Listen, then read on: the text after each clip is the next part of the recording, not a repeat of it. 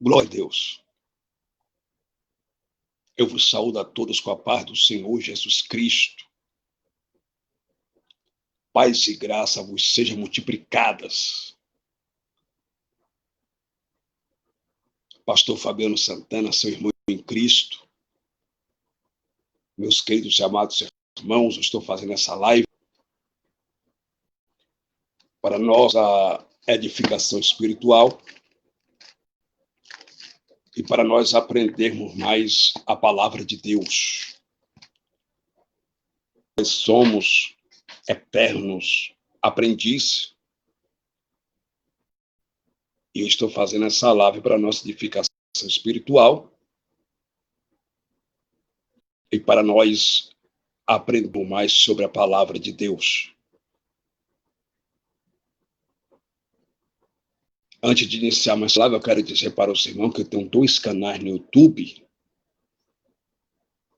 E todos os 2 canais no YouTube estão assim, Pastor Fabiano Santana. Se inscreva no meu canal no YouTube e aperte o sininho para vocês receberem as notificações. Sempre nós estamos lá publicando, postando mensagem, pregando em várias igrejas aqui em São Paulo e também fazendo live para a glória de Deus. Mas, queridos e amados irmãos, eu quero fazer uma oração, porque a oração é a chave da vitória, né? Certa feita, a rainha da Inglaterra, Elizabeth, disse que tinha mais medo de um crente de joelho, de um crente que ora, do que do Smith de Israel apontado para a Inglaterra. Isto significa que crente que ora tem comunhão com Deus. Sendo assim, oremos. Senhor Jesus, toma a primazia, o primeiro lugar, direção nessa live. Que tudo quanto seja falado aqui seja para a glória, para a honra, para a louvor do teu eterno e santo nome. Meu Deus, eu quero te pedir perdão pelos meus pecados cometidos por palavra, julgamento, obras, prática, missão, olhares. Pecados cometidos por julgar, por olhar. Meu Deus, me perdoe em nome de Jesus, meu Deus, ó Santo de Israel. Toma a primazia, toma a direção dessa live. Que tudo quanto eu vou falar aqui seja para a glória do Messias, para a glória de Jesus Cristo ressuscitado, em nome de Jesus. Amém. Meus queridos e amados irmãos, eu vou ler aqui no livro dos Salmos 105. Eu quero pedir para os irmãos, vai compartilhando essa live aí, também vai curtindo essa live, vai convidando mais pessoas aí para entrarem nessa live, para participar conosco, e vai compartilhando essa live aí, amém? Salmo 105 diz assim, epígrafe: o salmista louva a Deus por haver guardado seu pacto com os patriarcas, vírgula, livrado do Egito a Israel e havê-lo conduzido pelo deserto até Canaã. Segundo a pedagogia diz que tudo que a gente lê por inúmeras vezes fica mais fácil para gravarmos, memorizarmos e guardarmos nas tábuas dos nossos corações. Diz assim, epígrafe: o salmista louva a Deus por haver guardado o seu pacto com os patriarcas, vírgula, livrado do Egito a Israel e havê-lo conduzido pelo deserto até Canaã. Eu vou ler apenas 2 versículos, versículo 14 e o versículo 15, que diz assim: não permitiu a ninguém que os oprimisse, e por amor deles repreendeu reis, dizendo: não toqueis nos meus ungidos, e não maltrateis os meus profetas.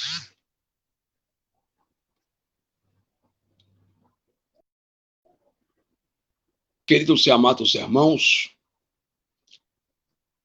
o salmista Davi, no Salmo 105, O nome Davi quer dizer no hebraico David, que significa Deus amou, o amado do Senhor. O salmista Davi é santo. A aliança, o pacto que Deus fez com os patriarcas, a saber, Abraão, Isaque e Jacó. E, ao mesmo tempo, Davi também estava relembrando o cuidado de Deus para com o povo de Israel, tirando-os da terra do Egito e conduzindo-os no deserto até a terra prometida, até Canaã. E o salmista Davi, ele estava relembrando a aliança que Deus fez com Abraão e o juramento que Deus fez com Isaque e a confirmação que Deus deu para Israel, para Jacó, desse pacto que Deus fez com Abraão. Então, Davi aqui está relembrando um pacto, a aliança que Deus fez com Abraão, Isaque e Jacó, e está relembrando o cuidado de Deus conduzindo o povo de Israel durante a peregrinação no deserto até Canaã, até a terra prometida. E o salmista Davi, ele diz assim, em Salmo 105, versículo de número 14, não permitiu a ninguém que os oprisse, e por amor deles repreendeu reis, dizendo, não toqueis no meus e não maltrateis os meus profetas.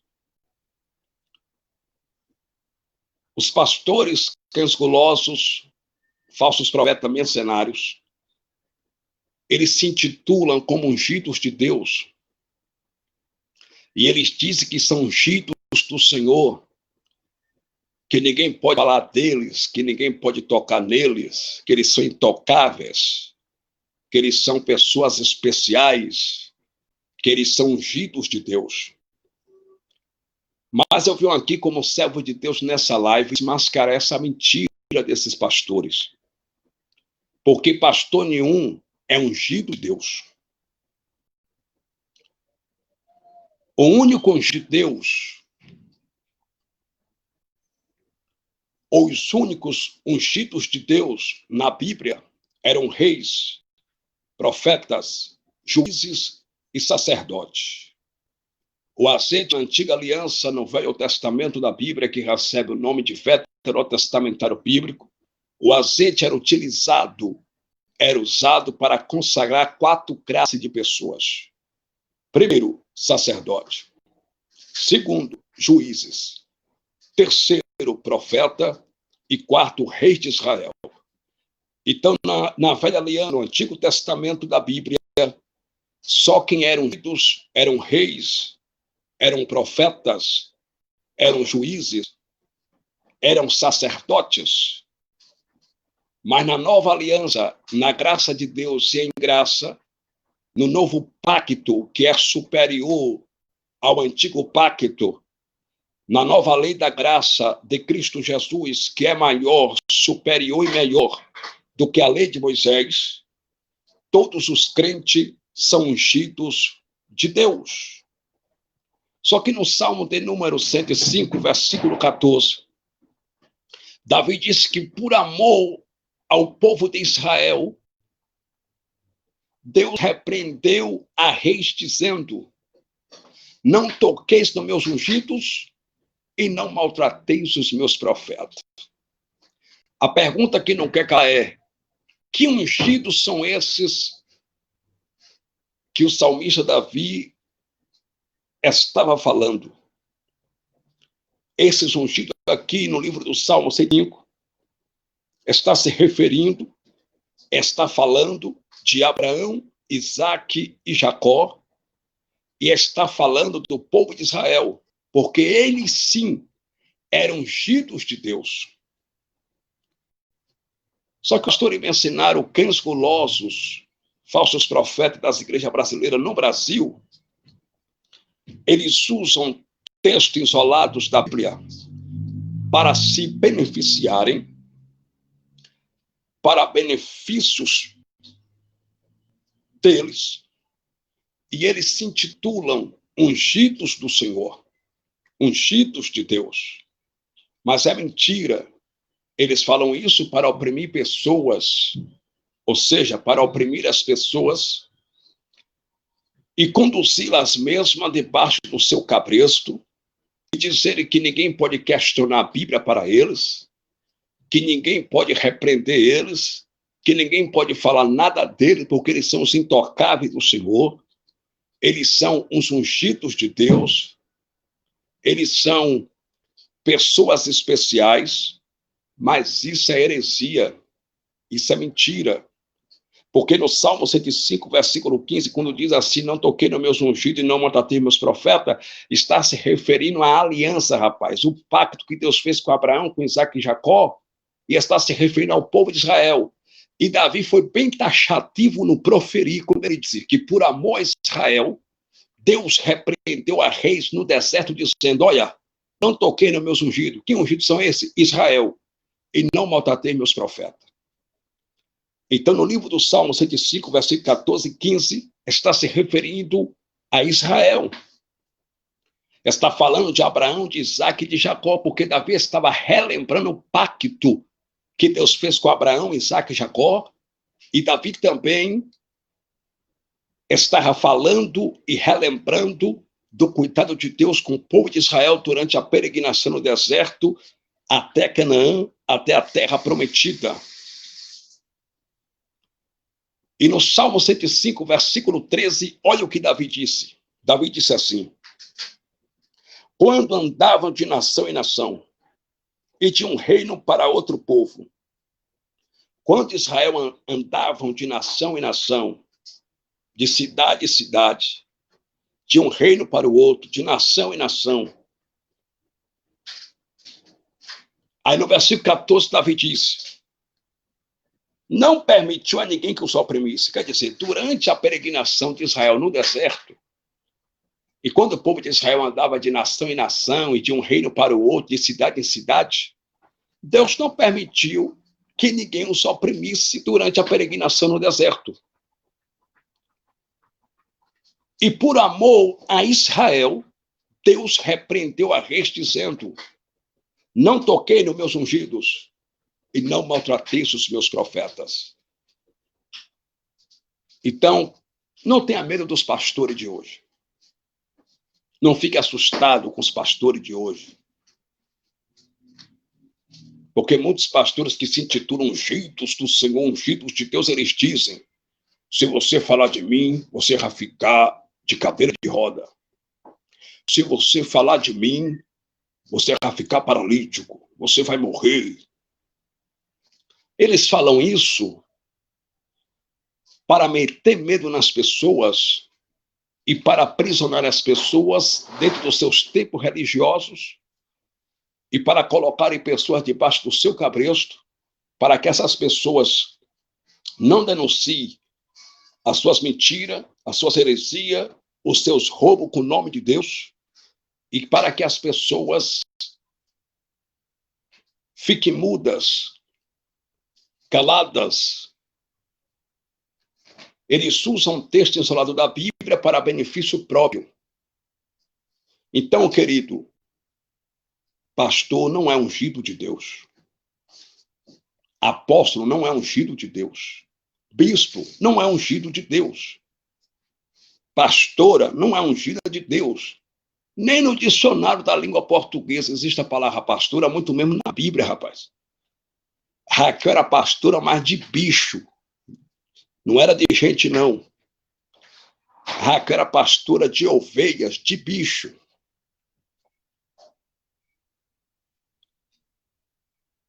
Mas vamos lá. A primeira mentira que eu venho desmascarar aqui nessa live é essa mentira que os pastores dizem que são ungidos de Deus. Isso é mentira, irmão. Não tenha medo deles. Eles não são ungidos de Deus. Pela graça de Deus, eu comecei a pregar o evangelho com 11 anos de idade. Hoje eu tenho 33 anos de idade. Pela graça de Deus, Deus me deu o dom de pastorear. Pela graça de Deus me deu o dom de pastor, porque pastor é dom, não é título. Deus me deu o dom, pela misericórdia de Deus, da palavra dele, para pregar o evangelho da verdade. Mas não quer dizer que eu sou melhor do que você. Eu não sou melhor do que ninguém. Porque o único verdadeiro pastor é o Messias. Ele é o verdadeiro pastor. Nós somos apenas todos irmãos. Nós somos servo. E o Messias é o nosso verdadeiro pastor. Tanto é que ele disse em João capítulo 10 assim: eu sou o bom pastor. E o bom pastor dá a sua vida pelas ovelhas. Mas o mercenário que não é pastor, quando vê o lobo, ele foge e deixa as ovelhas. E o Messias disse: todos que vieram antes de mim são ladrões, mercenários e salteadores. O único pastor, o verdadeiro pastor é Jesus Cristo. Nós somos todos irmãos e servos. Agora, tem pessoas que têm um dom de pastor, tem pessoas que têm um dom de profeta, tem pessoas que têm um dom da palavra, de pregar o evangelho. Mas escute, por gentileza. Não tenha medo quando o pastor olhar para você e falar assim: não fale mal de mim, não. Se você denunciar meu roubo, você vai pagar o preço. É mentira. É tão somente para meterem medo nas ovelhas, medo nas pessoas, e para eles continuarem deitando e rolando com a noiva de Cristo. Mas eles não são ungidos de Deus. Ungido de Deus, na graça e em graça, é você.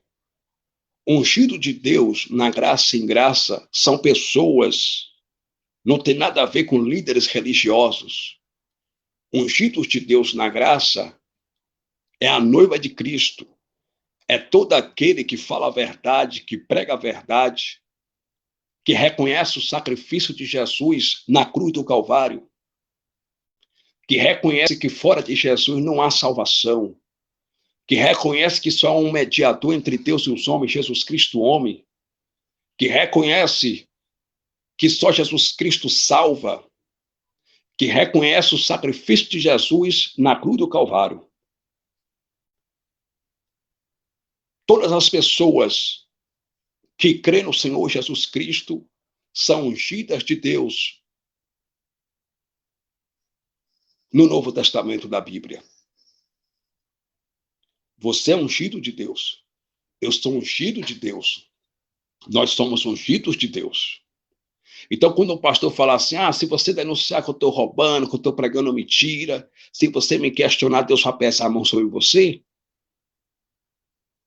Não tenha medo. Não tenha medo dele, porque é mentira. Ele não é ungido de Deus, rapaz. Ele nunca foi ungido de Deus. Agora a Bíblia diz assim, que todos nós somos ungidos de Deus na graça de Deus. Agora sim, se alguém se levantar contra o crente, que faz a vontade do Pai, que faz a vontade de Deus, e perseguir um cristão verdadeiro, temente a Deus, que faz a vontade do Messias, a vontade de Jesus Cristo, se alguém se levantar, esse alguém vai pagar o preço diante de Deus. Por que vai pagar? Porque é a Bíblia que diz. O apóstolo Paulo disse em Gálatas capítulo 6, versículo 7, assim: não erreis, Deus não deixa se escarnecer. O que o homem semeia, isso também ele se fará. A pessoa só colhe aquilo que a pessoa planta. Se a pessoa plantar feijão, a pessoa não vai colher arroz. Se a pessoa plantar arroz, a pessoa não vai colher milho. Se você se levantar contra uma pessoa que faz a vontade do Pai, do Messias, se você se levantar contra uma pessoa, é a lei do retorno. O que você faz, você paga. A Bíblia diz em Oséias capítulo 8, versículo 7, que aquele que semeia vento colhe tempestade. Então, se você se levantar contra um pequenino que crê no Messias e que faz a vontade de Jesus Cristo, você vai pagar o preço diante de Deus. Então, na graça de Deus e em graça, todos nós somos ungidos do Senhor. Por quê, pastor? Porque o apóstolo Paulo, cheio do Espírito Santo, ele disse para a igreja de Corinto, a capital de Corinto era a Grécia, no ano 58 depois de Cristo. O apóstolo Paulo diz em 2 Coríntios, capítulo 1, versículo 21, assim. Olha o que Paulo disse. 2 Coríntios, capítulo 1, versículo 21. Mas o que nos confirma convosco em Cristo e o que nos ungiu é Deus. Paulo não está falando aqui no singular, Paulo está falando no plural. O que nos ungiu é Deus.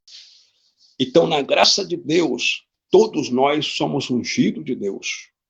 Todo cristão é ungido do Senhor. Em graça e na graça, nós somos ungidos de Deus. Todos.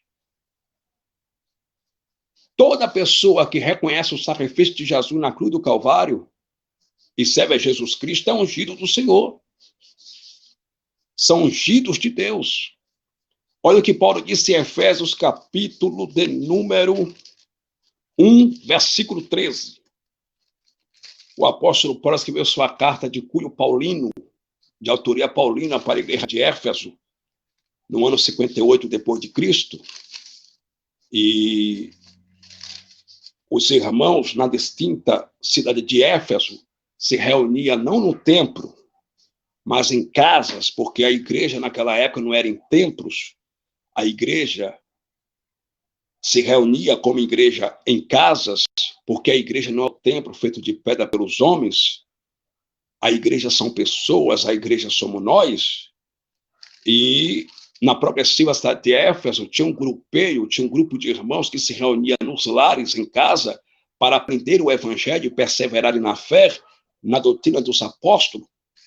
E o apóstolo Paulo, cheio do Espírito Santo, escrevendo sua carta para a igreja de Éfeso, Paulo disse em Efésios capítulo 1, versículo de número 13, assim: em quem também vós estáis, depois que ouviste a palavra da verdade, o evangelho da vossa salvação, e tendo nele também crido, foste selado com o Espírito Santo da promessa. Foste o quê?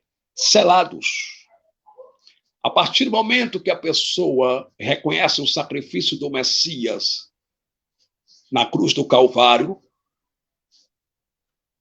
e confessa que só Jesus Cristo salva, essa pessoa recebe o Espírito Santo e tem um selo do Espírito Santo da promessa. Essa pessoa tem um selo do Espírito Santo da promessa. O que é selo? O selo é marca. Essa pessoa tem a marca, tem um selo do Espírito Santo. Essa pessoa é ungido de Deus. Essa pessoa é ungida de Deus. Paulo disse em Efésios capítulo 4, versículo de número 31. Olha o que o apóstolo São Paulo disse.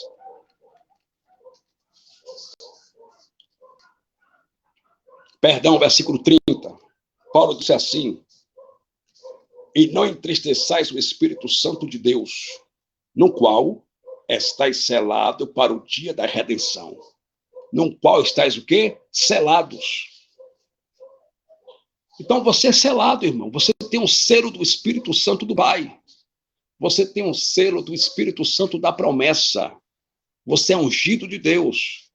Então não caia nessa conversa dos pastores canos gulosos, falsos profetas, mercenários, que para continuar extorquindo as ovelhas com o nome de Deus, eles dizem que são ungidos do Senhor, que ninguém pode tocar neles. É mentira. Em graça e na graça de Deus, todos nós somos ungidos. Eu venho aqui também nessa live desmascarar outra mentira pregada dentro das igrejas evangélicas pelos pastores cães gulosos, falsos profetas e mercenários. Porque eles manipulam tudo. Eu venho aqui desmascarar nessa live. Os pastores cães gulosos, falsos profetas e mercenários, eles dizem que o templo feito de pedra é a casa de Deus. Eu venho aqui nessa live dizer que não é, que isso é heresia, que isso é antibíblico, não tem base bíblica. Por quê? Porque o templo feito de pedra nunca foi a casa de Deus. Quem inventou que o templo de pedra e que o templo religioso é a casa de Deus foi o pagão Constantino, em 325 depois de Cristo, quando ele oficializou o cristianismo, o que foi que o imperador romano Constantino fez? Ele tirou os deuses de dentro dos templos pagãos, de dentro dos templos gregos, e dentro dos templos pagãos, os gregos diziam que seus deuses eram santos e que aquele lugar era santo e venerado. Como Constantino era pagão, porém, ele era admirador do cristianismo, mas nunca foi cristão. Ele nunca foi cristão, ele era pagão e tinha uma mente pagã. O que é que Constantino fez em 325 depois de Cristo? Ele tirou os deuses gregos de dentro dos templos pagãos gregos e disse: a partir de hoje, esses templos pagãos pertencem aos cristãos. Todos os templos pagãos agora dos gregos pertencem agora aos cristãos. E aí, em 325 depois de Cristo, o imperador romano Constantino mandou levantar basílicas na Igreja Católica e chamou os templos das igrejas católicas de a casa de Deus e de lugar santo. Por quê? Porque ele era pagão e tinha uma mente pagã.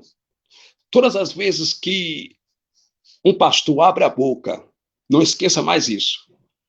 Todas as vezes que um pastor abre a boca e fala assim: você está na casa de Deus, esse lugar é santo, ele está sendo pagão, porque isso é paganismo, isso é pecado diante de Deus.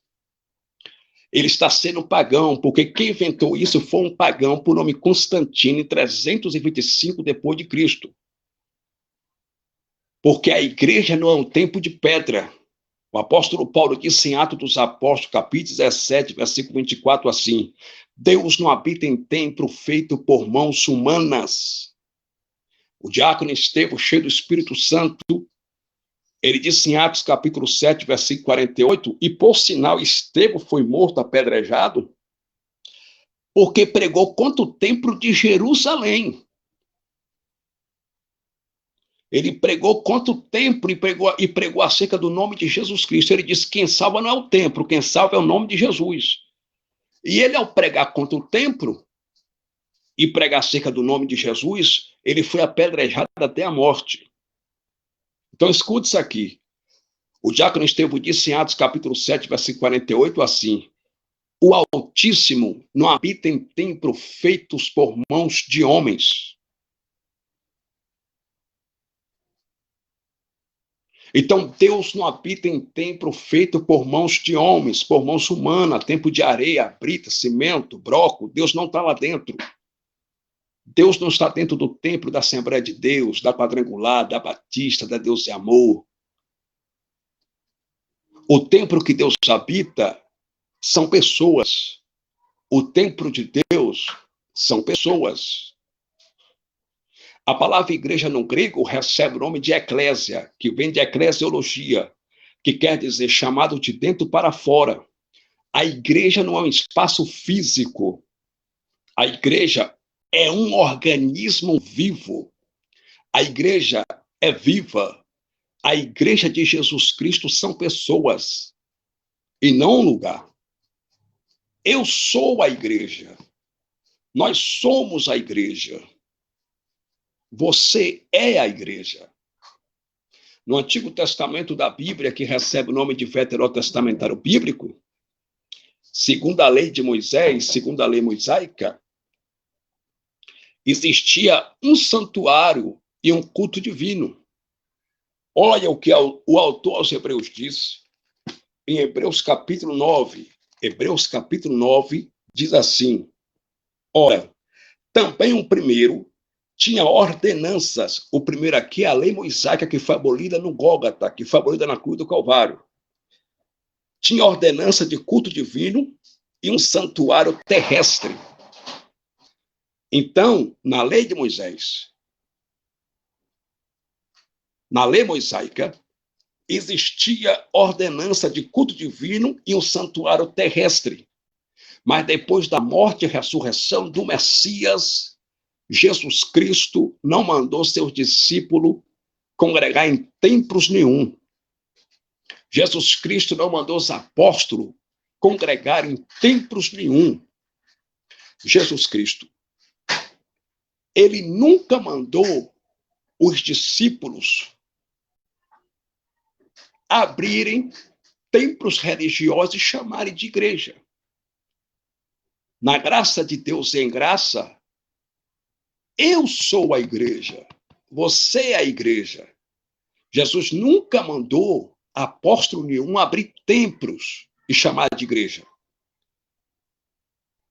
Esses templos religiosos que estão no Brasil, que tem CNPJ, pode ser chamado de quê? De uma instituição, pode ser chamado de empresas, menos de igreja. Porque a igreja não é o templo, a igreja são pessoas. Qualquer pastor, qualquer cristão que nega uma verdade absoluta, exposta declaradamente nas Escrituras, na palavra de Deus, não é de Deus e tem um espírito do anticristo, é contra Cristo. Está pisando o filho de Deus de novo e está crucificando Jesus de novo. Então, em Hebreus capítulo 9, está escrito assim: ora, também o primeiro tinha ordenança de culto divino e um santuário terrestre. No versículo 2 diz assim: porque um tabernáculo estava preparado, o primeiro em que havia o candeeiro e a mesa e os pães da proposição ao que se chama o santuário.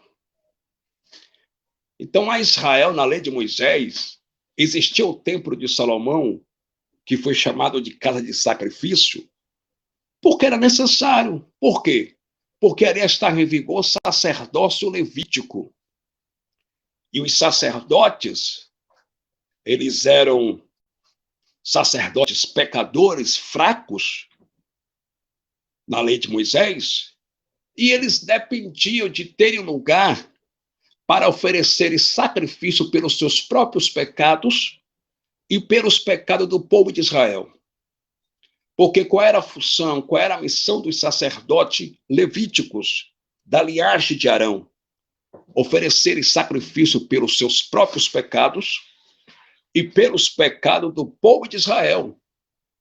E esses sacrifícios que eles faziam eram com novilho, eram com cordeiro, era com derramamento de sangue.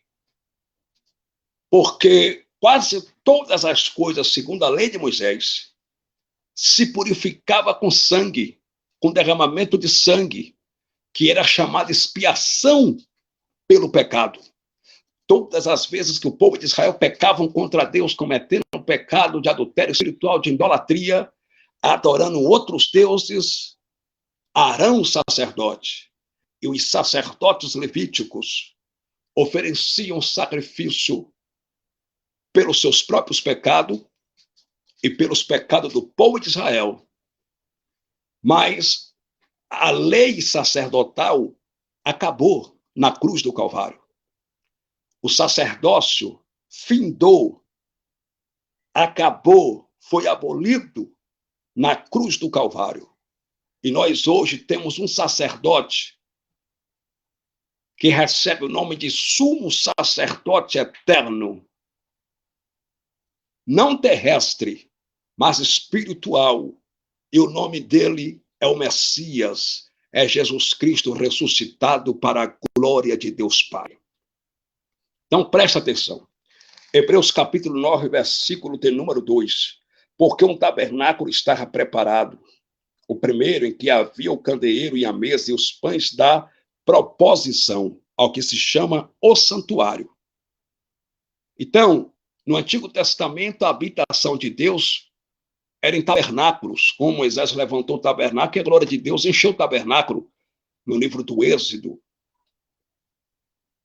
né?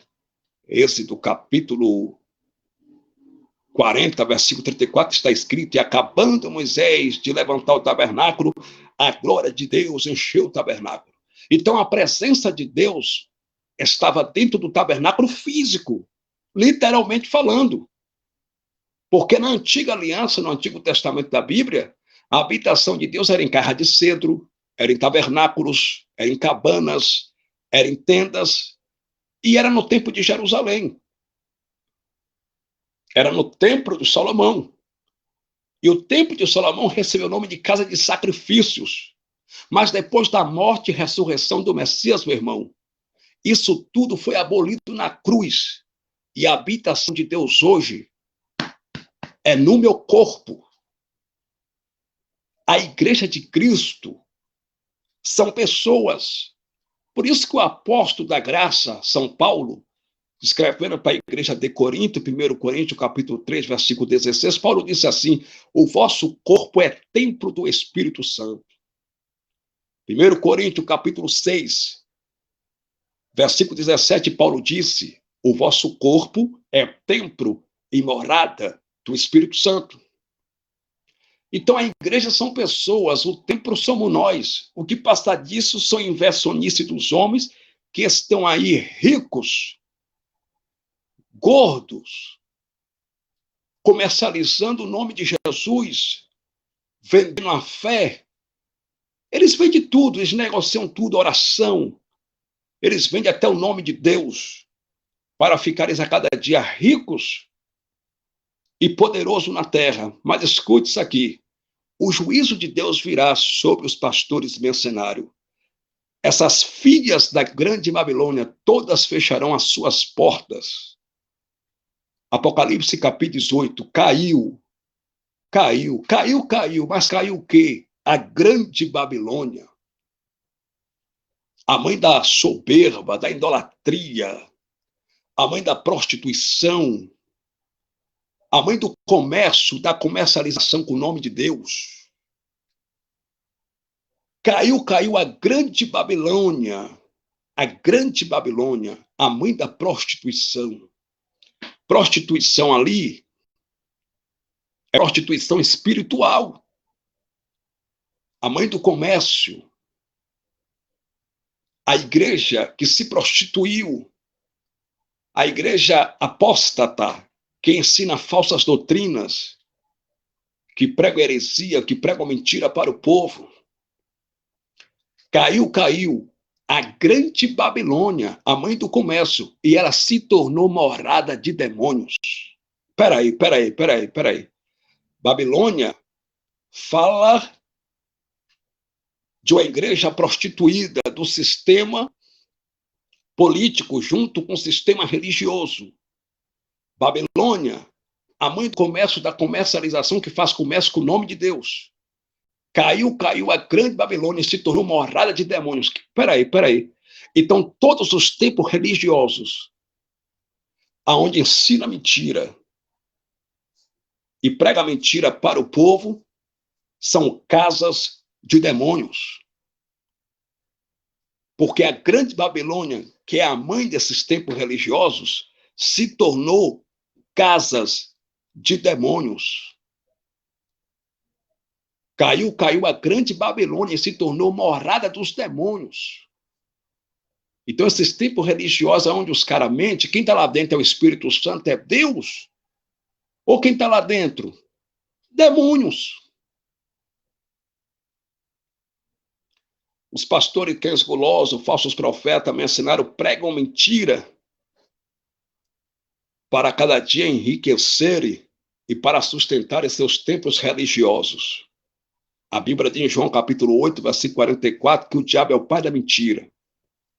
E todos aqueles que andam na praticidade, na prática da mentira, é filho do diabo. Peraí. Se o cara tem que mentir para sustentar seus templos religiosos, que são empresas que eles chamam de igreja, ele é filho de quem? Ele é filho do diabo. Porque todos que andam na praticidade, na prática da mentira, são filhos do diabo, são filhos de Satanás. É a Bíblia que diz, briga com a Bíblia. Então, se o cara conta mentira em cima do púlpito lá, se o cara em cima do púlpito inventa falso testemunho, dizendo que Deus curou sem Deus ter curado para ganhar dinheiro, para atrair discípulos e pessoas, fica pregando mentira para o povo, prega a lei de Moisés, ele é filho de quem? Quem prega mentira, meus irmãos, é filho de Satanás, é filho do diabo, é a Bíblia que diz. Caiu a grande Babilônia, a mãe do comércio, a mãe da prostituição. Se ela é mãe, ela tem suas filhas. Só que em Apocalipse capítulo 18, versículo 4, há um convite para aqueles que temem a Jesus Cristo e que reconhecem que só Jesus Cristo é o Senhor para a glória de Deus Pai. E qual é o convite? Nem todos que estão dentro desses templos religiosos vão perder as suas almas, porque muitos deles são pessoas zelosas, são pessoas que temem a Deus, e são pessoas que, de fato, não têm conhecimento bíblico e estão dentro desses templos religiosos sendo manipulados, enganados pelos falsos profetas. E há um convite de Deus em Apocalipse capítulo 8, versículo 4, para essas pessoas que são tementes a Deus e que são sinceras. E qual é o convite de Deus? Sai dela, ó povo meu, para que vocês não incorram nas suas pragas e para que vocês não se contaminem com seus pecados. Então, o convite de Deus para você, meu irmão, que frequenta esses templos religiosos, essas Babilônias, é para você sair do meio deles. Sai dela, ó povo meu, para que vocês não incorram nas suas pragas, porque o juízo de Deus vai vir sobre os pastores mercenários do Brasil, e essas Babilônias fecharão as suas portas, porque se tornou morada de demônios. Sai dela, ó povo meu. Pastor Fabiano Santana, mas nós temos que ter um lugar para se reunir como igreja. Querido, você é a igreja.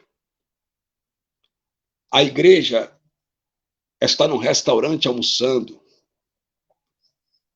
Aonde você for, você é a igreja. Se você for num restaurante almoçar, você é a igreja. Se você for pregar para um mendigo na rua, você é a igreja. Aonde você for, a igreja é você, meu irmão. Não precisa você se reunir, congregar dentro de um templo religioso para dizer que você é cristão, para dizer que você serve a Deus. Você é a igreja. Você pode orar em casa, você pode ler a Bíblia em casa, ouvir louvores espirituais em casa, ler a palavra de Deus em casa, porque você é a igreja. Se você viajar, a igreja viajou, porque você é a igreja. Simples assim. Mas vamos lá. Hebreus capítulo 9, versículo de número 11. Olha o que está escrito. Os sacerdotes do Antigo Testamento, ele oferecia sacrifício pelos seus próprios pecados e pelos pecados do povo de Israel. Então, a habitação de Deus no Antigo Testamento da Bíblia era em carro de cedo, era em cabanas, era em tendas, e era no tempo de Salomão. Mas depois da morte e ressurreição de Jesus Cristo, nós somos a casa de Deus. A casa de Deus são pessoas.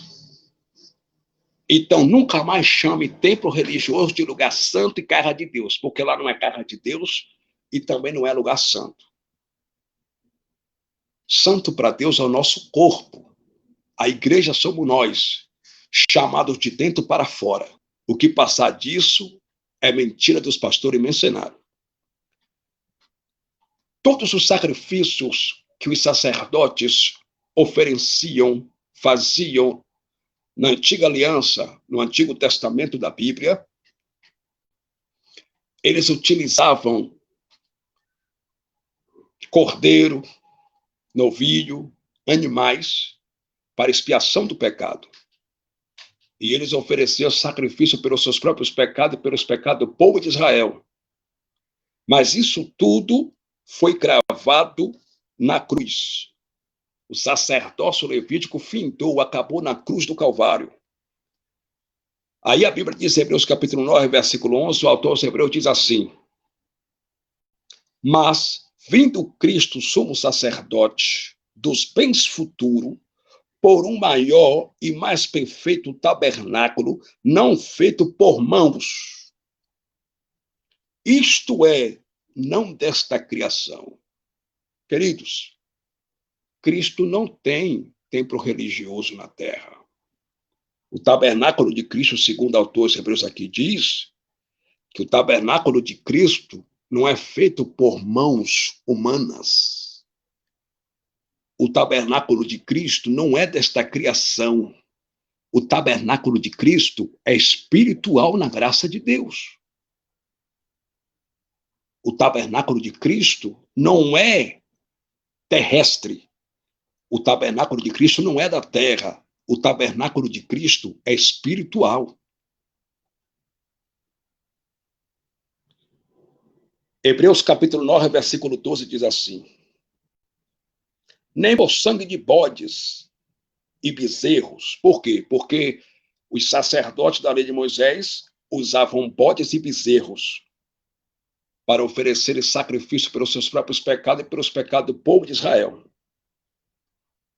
Nem por sangue de bodes e bezerros, mas por seu próprio sangue entrou uma vez no santuário, havendo efetuado uma eterna redenção. Mas por seu próprio sangue entrou uma vez no santuário, havendo efetuado uma eterna redenção. Meus irmãos, os sacerdotes tinham que ir no templo oferecer sacrifício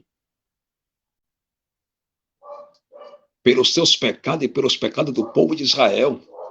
E o sumo sacerdote, uma vez no ano, tinha que entrar no Santo dos Santos para oferecer sacrifício pelos seus próprios pecados e pelos pecados do povo de Israel. Só que aquele sacrifício que eles faziam não perdoou a dívida que a humanidade tinha com Deus, a barreira de separação que a humanidade tinha com Deus, a dívida. Aquele sacrifício que eles faziam tinham que ser repetidos. Eles sempre, como sacerdotes terrenos, tinham que oferecer sacrifício. Mas Cristo Jesus, na graça em graça, ele ofereceu pelo seu próprio sangue, uma única vez, um sacrifício melhor, superior e maior do que todos os sacrifícios que os sacerdotes da ordem levítica e da linhagem de Arão ofereciam. Jesus Cristo ofereceu um único sacrifício melhor e maior do que todos os sacrifícios que os sacerdotes ofereceram no Antigo Testamento de uma vez por todas. E esse sacrifício que Jesus Cristo aqui se ofereceu na cruz do Calvário por nós, ele se ofereceu uma única vez. E quando ele abriu os dois braços lá na cruz do Calvário e disse, tetelestai, está consumado, ele quebrou tudo, ele quebrou a barreira de separação que o homem tinha para com Deus. Ele perdoou a dívida que a humanidade tinha com Deus na cruz do Calvário. E o véu foi rasgado de alto a baixo. E ele nos deu acesso ao Pai. Ele nos deu acesso direto a Deus, ao Pai Celestial. Porque antigamente o povo de Israel eles dependiam e precisava de um sacerdote. Hoje você não precisa de sacerdote nem de pastor, meus irmãos, porque o nosso sumo sacerdote é Jesus Cristo. E ele está sentado à direita de Deus Pai lá no céu e intercede por nós, segundo a vontade de Deus, diante de Deus todos os dias. Então, os pastores evangélicos no Brasil não são ungidos de Deus. O templo não é casa de Deus, não é lugar santo. E você não depende de pastor. Você não depende de sacerdote. Você só depende do Messias. A igreja de Cristo não precisa de mediador entre ela e Deus. Porque Cristo Jesus é o mediador entre a igreja e Deus. Cristo Jesus é o nosso mediador. Você não precisa de sacerdote. Por quê? Porque o povo de Israel dependiam e precisava de um sacerdote, de um representante, para oferecer sacrifício pelos seus próprios pecados e pelos pecados do povo de Israel. Mas depois da morte e ressurreição do Messias, depois da morte e ressurreição de Jesus, você não precisa mais de sacerdote. Primeiro, que não existe mais o sacerdócio, acabou na cruz. E segundo, que o nosso sumo sacerdote espiritual é Cristo, é Jesus Cristo. Então você não precisa mais de sacerdote. 1 Timóteo capítulo 2, versículo 5, Paulo disse assim: há um só mediador entre os homens e Deus, Jesus Cristo, homem. O mediador entre os homens e Deus é Jesus Cristo, homem. Mas tem pastor por aí se colocando como mediador entre Deus e a igreja. Tem pastores por aí se colocando como mediador entre Deus e o povo. Eles dizem, você tem que me obedecer.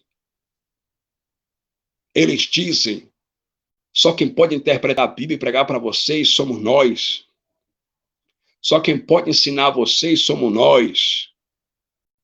Só quem pode pregar aqui somos nós. E isso é mentira.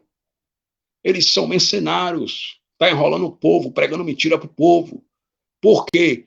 Porque em graça e na graça de Deus você não depende de sacerdote.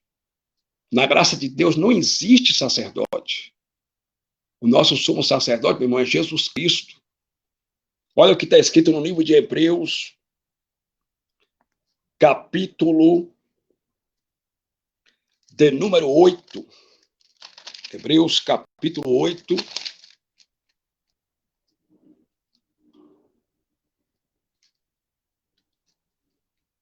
Versículo 1 diz assim: ora, a suma do que temos dito é que temos um sumo sacerdote, tal que está sentado no céu, à destra do trono da majestade. O autor hebreu disse aqui que nós não precisamos mais de sacerdote, que nós temos agora um sumo sacerdote que está à destra do trono da majestade. O nosso sumo sacerdote é o Messias, meu irmão. E esse sacerdote não é espiritual. Se Jesus estivesse na terra, ele nunca seria sacerdote. Porque o profeta Moisés nada falou que de Judá viria algum sacerdote. Moisés nunca falou que de Judá, porque o Messias, Jesus, ele é da tribo de Judá. E acerca da tribo de Judá, o profeta Moisés nada falou acerca de sacerdote e nada falou que da tribo de Judá alguém serviu ao altar. Então, se Jesus estivesse hoje na terra, ele não seria sacerdote. Por que, irmão Fabiano Santana? Porque era da tribo de Judá. E da tribo de Judá nunca se levantou sacerdote. Da tribo de Judá, o profeta Moisés nunca falou acerca de sacerdote e nem de pessoas que serviram ao altar. Eu quero que você entenda, você não depende de homens para entender a vontade do Messias. Por quê, pastor? Eu vou lhe provar biblicamente que você não depende. Na antiga aliança, na lei de Moisés, a lei de Moisés era uma lei fraca, que não tinha muita utilidade. Hebreus capítulo 7, versículo de número 18, está escrito assim: porque o precedente mandamento é abrogado. Esse precedente mandamento aqui é a lei de Moisés, foi abrogado, foi abolido na cruz do Calvário. Porque o precedente mandamento é abrogado por causa da sua fraqueza e inutilidade. A lei do Antigo Testamento era uma lei fraca e não tinha utilidade para conduzir o homem a Deus e para o homem se achegar a Deus e para a vida eterna. Já a lei da graça trazida por Cristo na cruz é uma lei melhor, superior e maior do que a lei mosaica, porque através do sacrifício de Cristo na cruz do Calvário, todos nós temos salvação por intermédio do sacrifício de Jesus na cruz do Calvário. Então, meus queridos e amados irmãos, É mentira dos pastores e cães gulosos que vocês dependem deles. Você depende do Messias, meu irmão. Você não depende de pastor. Você depende de Jesus Cristo. Você depende do sumo sacerdote eterno. Hebreus capítulo 8, versículo de número 4, está escrito assim: ora, se ele estivesse na terra, nem tão pouco sacerdote seria, havendo ainda sacerdotes que oferecem dons segundo a lei. Que lei é essa aqui? A lei de Moisés. Se Jesus Cristo estivesse na terra, o autor dos Hebreus aqui estava dizendo para os irmãos hebreus que se Jesus estivesse na terra, no tempo deles, Jesus nunca seria sacerdote. Havendo sacerdote segundo a lei mosaica, segundo a lei de Moisés.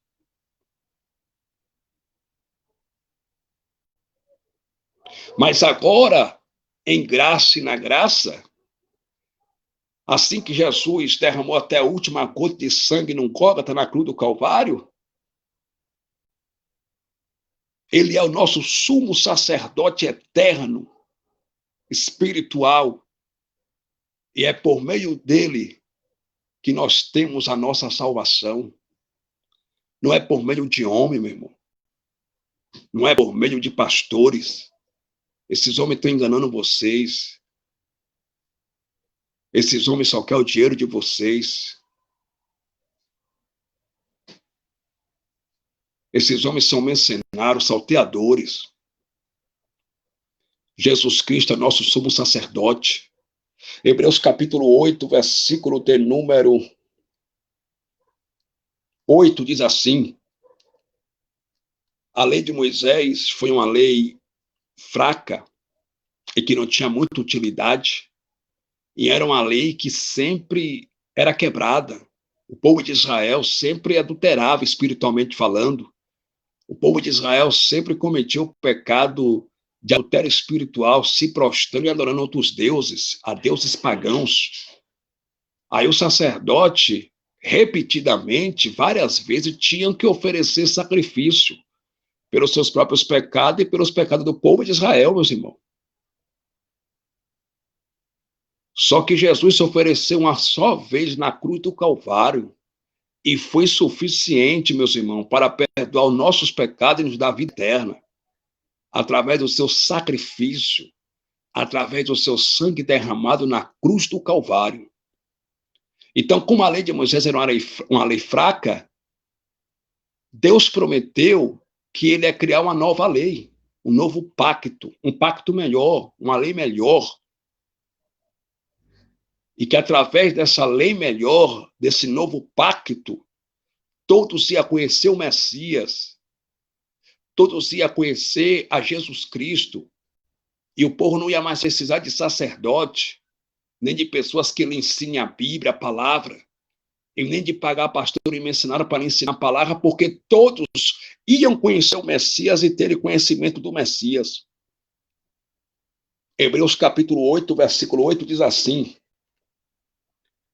porque repreendendo-os lhe diz, eis que virão dias, diz o Senhor, em que com a casa de Israel e com a casa de Judá estabelecerei um novo concerto. Esse novo concerto aqui é a graça. A velha aliança, o antigo concerto foi abolido na cruz. Não serve mais para nada. Esse novo concerto aqui é a graça. Um novo concerto. Não segundo o concerto que fiz com seus pais. Seus pais aqui é Abraão, Isaque e Jacó. O concerto que Deus fez na lei de Moisés. O concerto que Deus fez com o povo de Israel, tirando-os da terra do Egito. Não segundo o concerto que fiz com seus pais, no dia em que os tomei pela mão para os tirar da terra do Egito. Como não permaneceram naquele meu concerto, eu para eles não atentei, diz o Senhor. Por quê? Porque o povo de Israel sempre vacilava com Deus. Eles se prostituíam espiritualmente e adoravam outros deuses. Então, o autor aos Hebreus aqui está mostrando para a irmandade, para os irmãos hebreus, para os judeus de origem judaicas, que a lei de Moisés, ela foi uma lei fraca, E o povo de Israel também não permaneceram em todas as coisas que estavam escritas na lei de Moisés. Por isso, Deus não atentou para eles. E Deus também para eles não era o seu Deus. Aí Deus agora promete trazer um novo pacto, um pacto melhor, a graça de Deus por intermédio do sacrifício de Jesus na cruz do Calvário. E olha o que está escrito em Hebreus capítulo 8, versículo 9.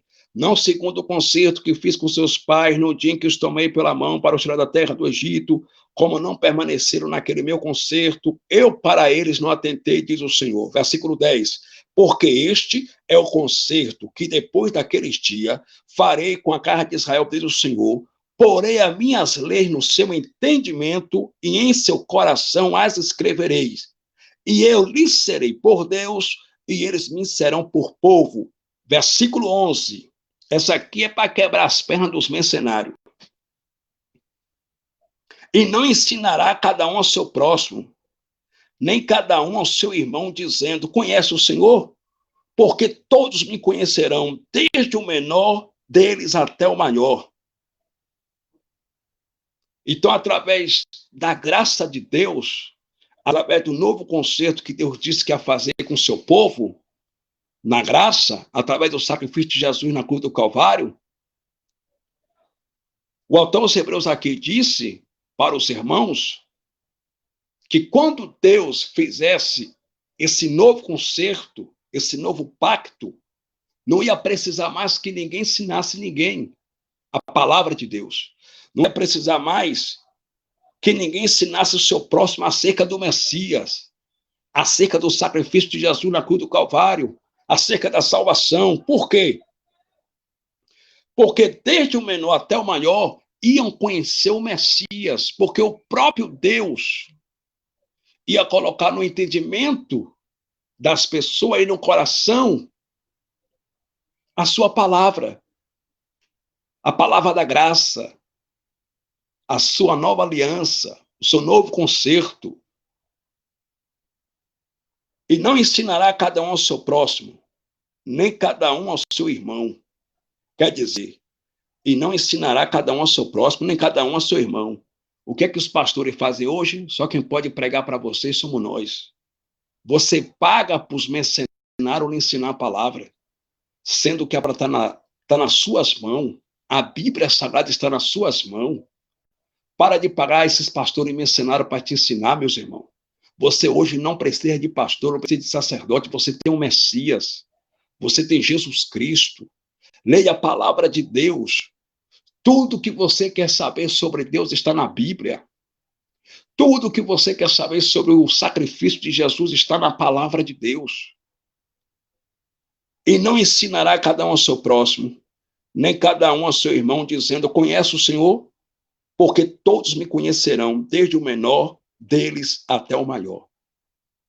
O autor dos Hebreus aqui estava dizendo para os irmãos hebreus que todos iam conhecer o Messias, desde o menor até o maior, e que ninguém ia precisar mais ensinar seu companheiro, ninguém ia precisar mais ensinar seu próximo, e ninguém ia precisar mais ensinar o seu irmão. Por quê? Por quê? Por quê? Porque diz assim no versículo 10, porque este é o concerto que depois daqueles dias farei com a casa de Israel, diz o Senhor.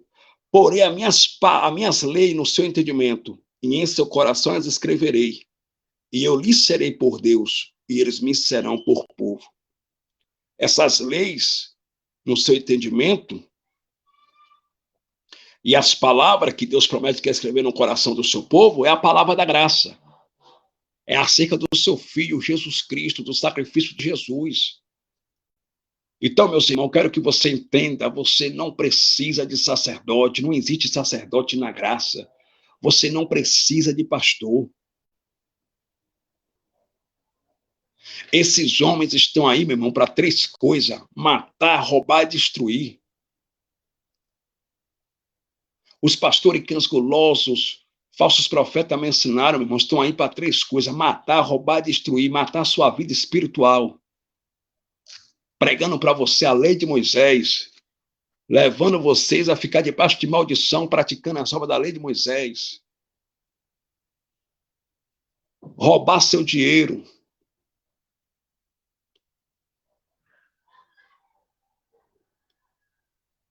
e destruir a sua vida espiritual. Então saia de dentro desses templos religiosos. A igreja não é espaço físico, a igreja são pessoas. Hoje não é mais necessário você ficar congregando dentro de um templo religioso com um pastor e ele ficar 50 anos, 20 anos, 10 anos, 5 anos te ensinando. Porque você já tem a palavra de Deus nas tuas mãos. Não é mais necessário ninguém te ensinar. Por que não é necessário, pastor, ninguém me ensinar? Porque você tem a unção do Espírito do Pai. E o Espírito do Pai, em graça e na graça, te ensina todas as coisas. Basta você orar, pedir sabedoria, ler a palavra do Pai, que Ele te ensina a sua vontade. Você não precisa que esses mensanários te ensinem. Basta você ler as Escrituras Sagradas, que o Espírito Santo te ensina, te conduz na vontade de Deus. 1 João, capítulo 2, versículo de número 20, diz assim: e vós tende a unção do Santo, e sabeis tudo. Você tem a unção do Espírito do Pai na tua vida. E através da unção do Espírito do Pai, você sabe de tudo. Quer conhecer mais sobre Deus? Leia a Bíblia.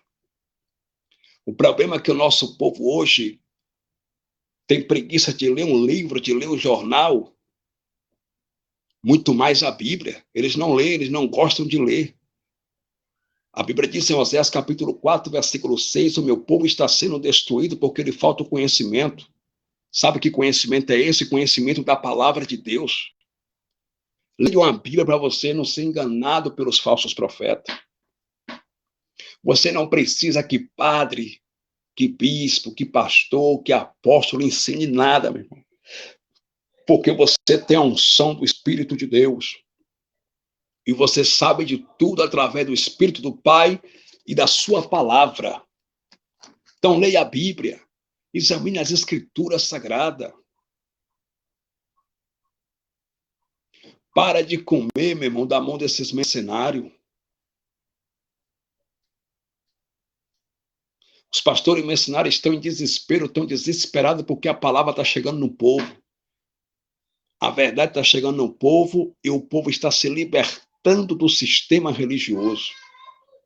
O povo está saindo de dentro dessas Babilônias. Na graça de Deus, não existe dízimo.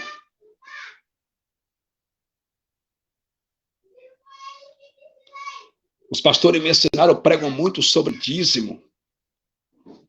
E eles têm a cara de pau de mentir descaradamente com o nome de Deus e dizerem que o dízimo era dinheiro. Mas o dízimo, irmão, nunca foi dinheiro. O dízimo era alimento para sustento dos sacerdotes da tribo de Levi, da linhagem de Arão, dos levitas da tribo de Levi, dos órfãos, das viúvas, dos viajantes e dos forasteiros. O dízimo nunca foi dinheiro. Quem inventou o dízimo como dinheiro foi o rei da França, Carlos Magno, em 785 depois de Cristo, quando a Igreja Católica se corrompeu e os papas da Igreja Católica passaram a cobrar indulgência e comercializar indulgências. E o que era indulgência? O perdão dos pecados. Algo que Deus nos deu gratuitamente de graça, que é o perdão de nossos pecados. Os papas da Igreja Católica, na Idade Medieval, estavam cobrando dos membros da Igreja. Porque, segundo os papas da Igreja Católica diziam, que para os membros da Igreja serem perdoados os seus pecados, tinham que dar dinheiro na Igreja. Os papas da Igreja Católica emitiam um certificado com perdão dos pecados dos membros da Igreja e com perdão dos pecados dos membros da Igreja que, segundo eles, dizem que estão no purgatório. Porque a Igreja Católica tem diversos dogmas, mas um dos dogmas da Igreja Católica quer dizer que entre o céu e o inferno está o purgatório, mas isso é mentira. Um certo vendedor de indulgência por nome Tesel, na Idade Medieval, ele saía pelas cercanias da Alemanha, pelos interiores da Alemanha, vendendo indulgência. E ele dizia, assim que o dinheiro cair no cofre da Igreja Católica, os pecados de vocês estão perdoados. A Igreja Católica, quando começou, era uma igreja ortodoxa, era uma igreja apostólica. Tudo nela era através por um espírito voluntário. Tudo nela era através do amor ao próximo, que foi isso que Jesus ensinou. Ama teu próximo como a ti mesmo. Evangelho é amor ao próximo, praticar o amor ao próximo. Só que quando os romanistas entraram na Igreja Católica, a Igreja Católica se corrompeu. E aí eles passaram a cobrar indulgência, a comercializar o perdão dos pecados na Idade Medieval. Começaram a usar o secretismo religioso. O que é secretismo religioso? Eles usavam o objeto para mexer com a fé das pessoas. Eles usavam água benta, imagem de escultura, o crucifixo. E aí a Igreja Católica se tornou um grande comércio. Começaram a vender imagem de escultura, crucifixo, água benta. Começaram a negociar a fé. Aí, como o Papa da Igreja Católica estava na mão de Carlos Magno, rei da França, e quem era Carlos Magno? Carlos Magno era rei da França e era um católico fervoroso. Como o Papa estava na mão de Carlos Magno, rei da França, em 785 depois de Cristo, o rei da França, Carlos Magno, vendo que a Igreja Católica se corrompeu, ele assinou um decreto para que a Igreja Católica cobrasse dízimo em dinheiro. Aí os pastores das igrejas evangélicas no Brasil copiaram isso da Igreja Católica e trouxeram para os seus tempos religiosos e transformaram o dízimo, que era alimento, em dinheiro. Transformaram o devorador, que era o inseto que foi fora do povo de Israel, em demônios. Transformaram o templo de Jerusalém, onde o povo de Israel só deviam levar o dízimo como alimento no templo de Jerusalém, eles transformaram o templo de Jerusalém em seus templos religiosos. Mas o dízimo nunca foi dinheiro. O dízimo era alimento. A Bíblia diz, meu irmão, em Levítico capítulo 27, versículo 30, todos os dízimos da novidade das sementes do campo pertence ao Senhor. A pergunta que não quer calar é, dízimo das novidades das sementes do campo sai dinheiro? Não. Dízimo do fruto das novidades da semente do campo é alimento. Todos os dízimos do fruto das árvores são santos ao Senhor. Dízimo do fruto das árvores são alimentos. Jesus repreendendo os escribas e fariseus no Evangelho de Mateus, capítulo 23, versículo 23, Jesus disse bem assim para os religiosos, ai de vós, escribas e fariseus, que dais o dízimo do cominho, do coentro, do endro e da hortelã. E vocês esquecem de praticar 3 coisas importantes da lei: fé, justiça e amor. Aí Jesus disse assim, deveis praticar estas coisas sem omitir aquelas. Mas Jesus não estava defendendo o dízimo. E observe que Jesus disse assim, ai de vós, escribas e fariseus, que dais o dízimo do coentro. O que é coentro? Alimento. Do endro, o que é endro? Alimento. Da hortelã, o que é hortelã? Alimento. Jesus não disse assim para os escribas e fariseus, ai de vós, escribas e fariseus, que dais o dízimo do salário de vocês. Não. Ai de vós, escribas e fariseus, que são fiéis e dão um dízimo dentro dos templos religiosos em dinheiro. Também não. Jesus disse assim, ai de vós, escribas e fariseus, que dais o dízimo do cominho, alimento, da hortelã, alimento, do endro, alimento, do coentro, alimento. E sabe por que Jesus falou isso? Porque o sacerdócio levítico está em vigor ainda, quando Jesus disse isso no Evangelho de Mateus. Porque a graça não começou em Mateus. Em Mateus, acontece o nascimento virginal de Jesus Cristo. Mas Mateus ainda não é Novo Testamento. Mateus é um livro histórico, é Evangelho, mas não é Novo Testamento. O sacerdócio levítico ainda está em vigor. A lei de Moisés ainda está em vigor. Por isso que Jesus disse assim: ai de vós, escribas e fariseus, que dás o dízimo do cominho, do coentro, da hortelã e do endro. Porque a lei de Moisés ainda estava em vigor. O Velho Testamento estava em vigor. Mas a Bíblia diz no livro de Hebreus, capítulo de número 9, vou ler para os irmãos aqui rapidamente. Hebreus capítulo 9, versículo de número 17, diz assim: porque um testamento tem força onde houve morte, ou terá ele algum valor enquanto o testador vive? Então, escute, a lei de Moisés, quando Jesus disse isso, está em vigor ainda. O sacerdócio levítico ainda está em vigor. Por quê? Por que está em vigor ainda? Porque Jesus ainda não tinha morrido na cruz do Calvário. Jesus ainda não tinha morrido. E aquele testamento estava ainda em vigor, o testamento da lei de Moisés estava ainda em vigor, porque Jesus não tinha morrido. Mas depois da morte e ressurreição do Messias, aquele testamento caiu por terra. Aquele testamento foi abolido na cruz do Calvário. Então, na graça de Deus, meu irmão,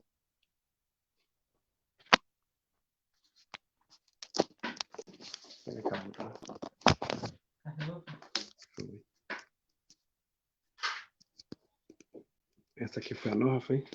A nova. Minha tomate já não carregou rápido. É, ela descarregou.